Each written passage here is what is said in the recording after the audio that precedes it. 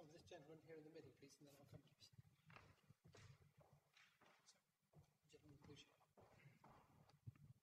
you. Kevin, we know each other, but I'll introduce myself for the benefit of the others. Lawrence Kilmornick, lawyer, sometime property lawyer. I'd like to thank you, first of all, on behalf of us all, for a very informative and entertaining lecture. But now to the question. I'm interested on point 4 of the sheet, the consequences of landlessness now on the modern earth.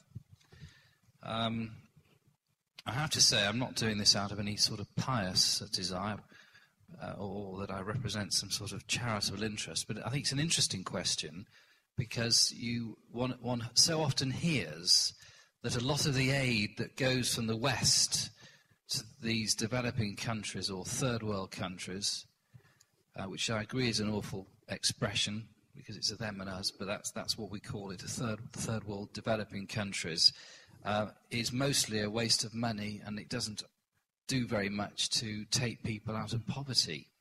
Are you actually saying that if we wanted to redirect aid that comes from the West to the third world countries more effectively, that what we should be doing is channeling that money to enable people to own land?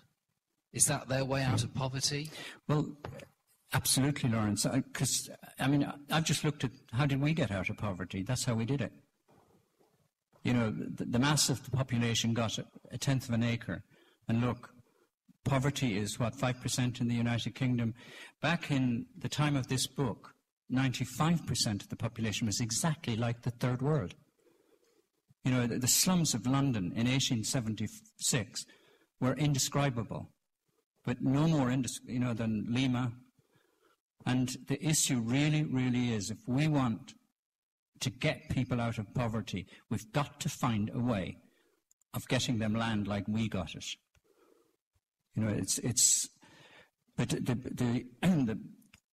when I was in the army, I served in a place called Aden, and I was out on patrol one time, and we were, going through a slum, and I suddenly realized that I was walking through family residences, cardboard boxes, and the shock that was 40 years ago, and the shock I can still remember thinking, I don't believe this.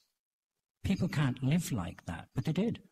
And what was worse was the price of a pair of my boots would have paid an Aidanese family to live for a week.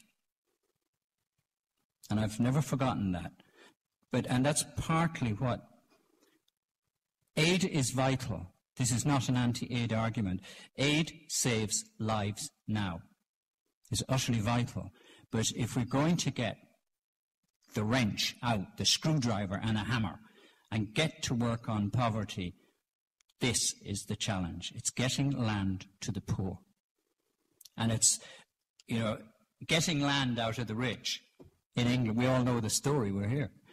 But that has to be done everywhere. And very little land is needed. That's the whole point.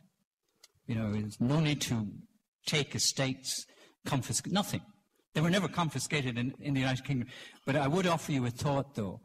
There is intense prosperity in Ireland, in the Republic in particular. And the Republic was the worst of the European. The journalist Henry George describes it. Ireland in the post-famine, was the worst of all of Europe. There was nowhere so awful. The Irish had no villages like English villages. And the dangers of not owning. The message of the Irish famine isn't about the potato. It isn't even about landlords. It's about law. How could a landlord evict a tenant knowing that they would die in a day or two in the Irish weather? And the answer was, the landlord said, and this is why they did it, none of my business. Private property is absolute.